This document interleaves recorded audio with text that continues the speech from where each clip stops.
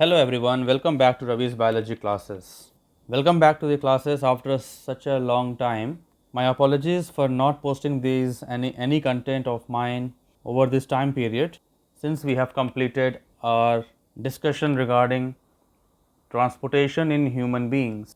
But now we will again continue with the topics, we will again continue with the lesson, and these contents will be now very regular, and we will discuss all these contents in a much better and in a detailed manner. So, our topic for today is excretion.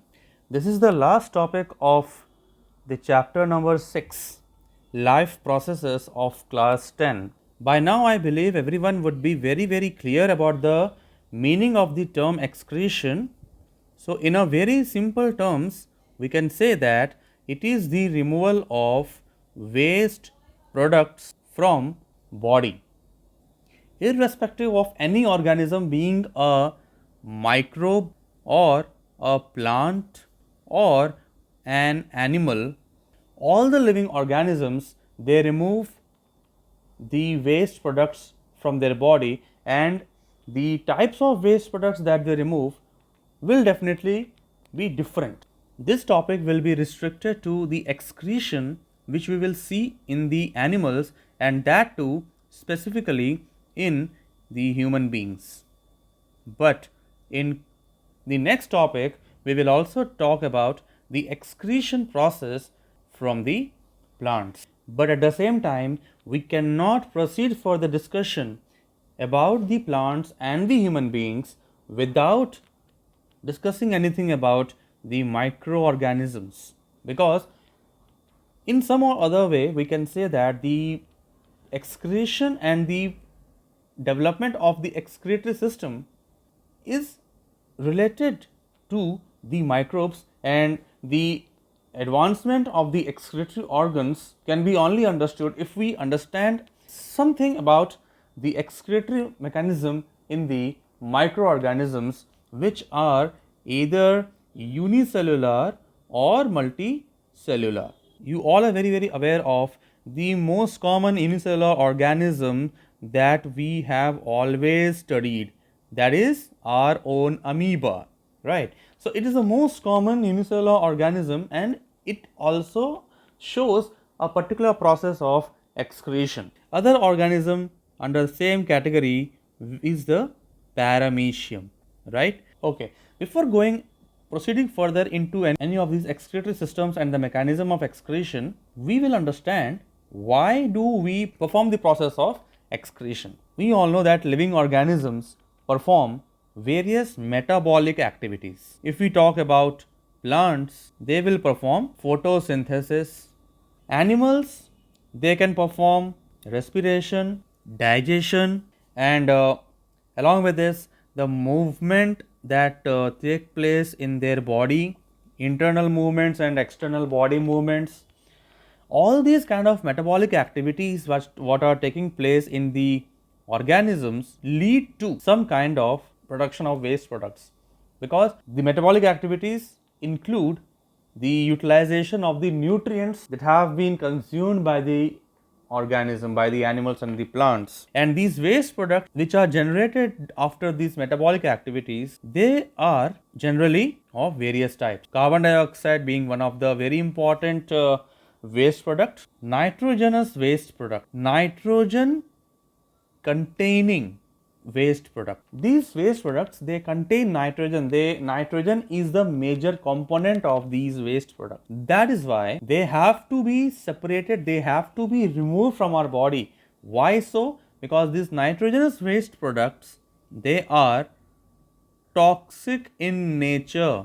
Means what? They are harmful in nature. They cannot be stored in our body, so they should be removed. Animals produce the nitrogenous waste products, but the same type, the production of nitrogenous waste products is less in the case of plants, but it is high in the case of animals.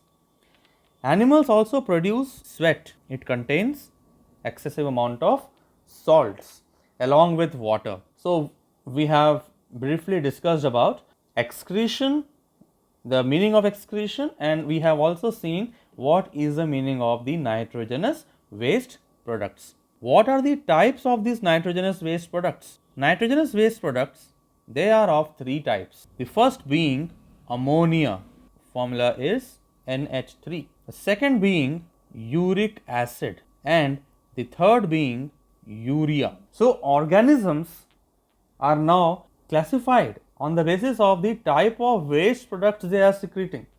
So, the organisms who secrete ammonia, they are called as ammonotelic. In the similar manner, the ones which excrete uric acid are called as uricotelic, and the ones which excrete urea are classified as or termed as ureotelic. How do we recognize the organisms or the animals actually which are classified on this basis?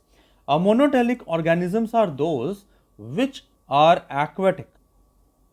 Ammonia is a type of gas which requires huge amount of water for its solubility and require huge amount of water to dissolve. So, ammonotelic organisms, they will be aquatic. So, all the aquatic organisms, they excrete their waste products in the form of ammonia.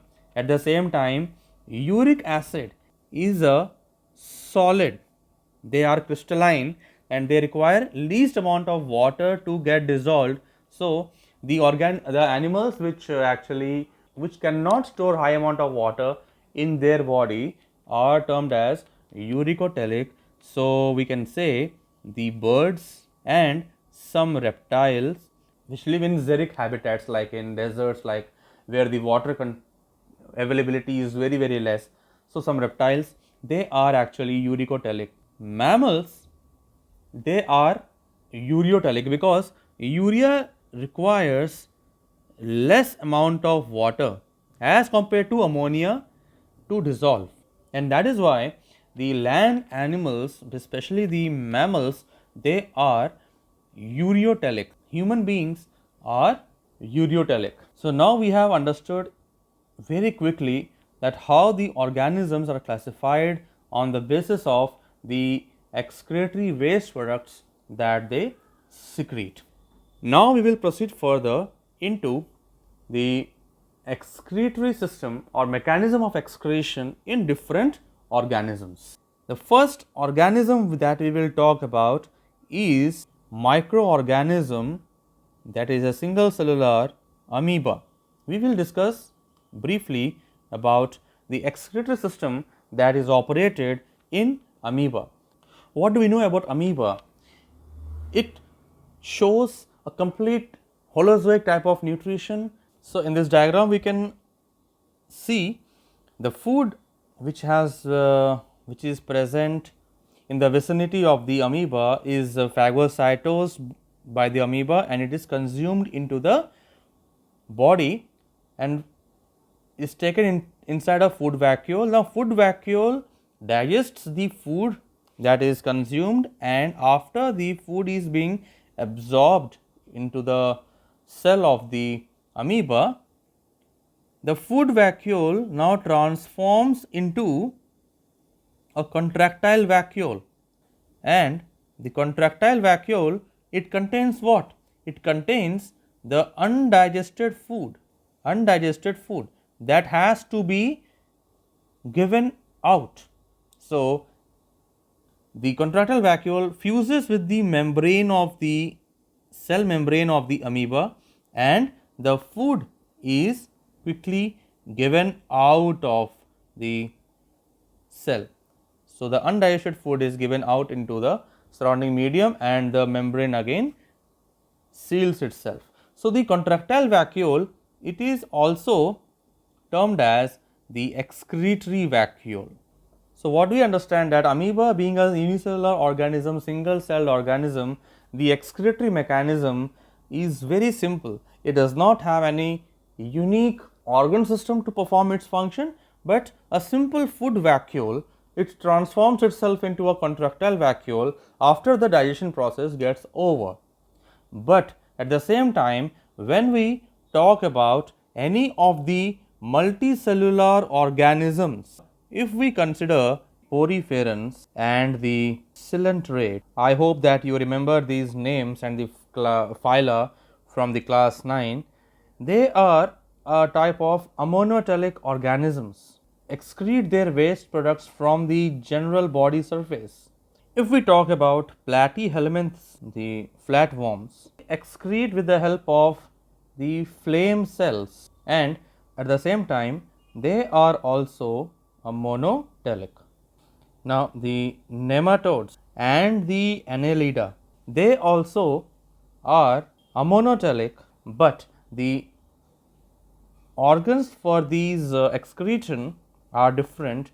Like in nematoda they are the rennet cells, and in the annelida they are nephridial, or rather we can say that it is nephridial system that operates in the annelids. As we move up the invertebrates phyla, like in arthropoda, which includes the insects, the crustaceans, we will find that the excretory organs also become specialized. So, in arthropoda we will find the insects will be having Malpighian tubules.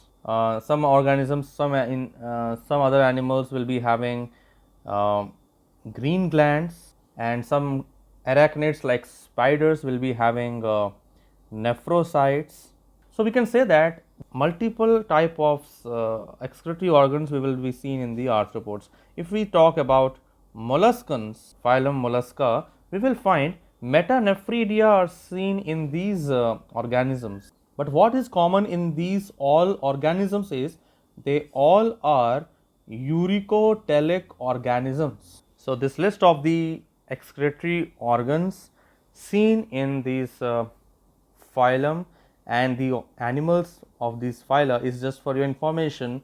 It will help you in understanding the topic in a better manner, and what we can conclude from this information is the excretory system has gradually evolved from the invertebrates to the vertebrates. Nephridia is the highest developed excretory organ, and these nephridia are continued into the vertebrates, and they form a unique structural unit of the kidney in the vertebrates, and they are called as nephron.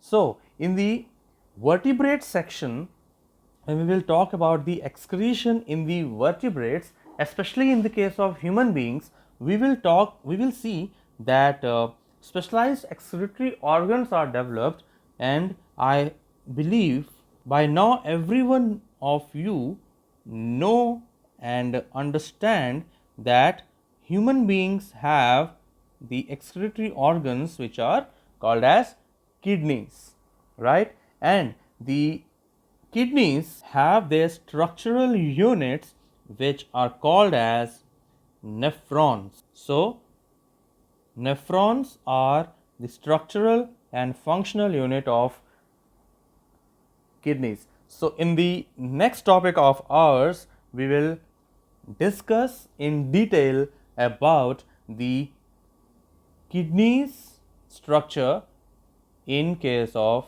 human beings and the mechanism of excretion performed by the nephrons.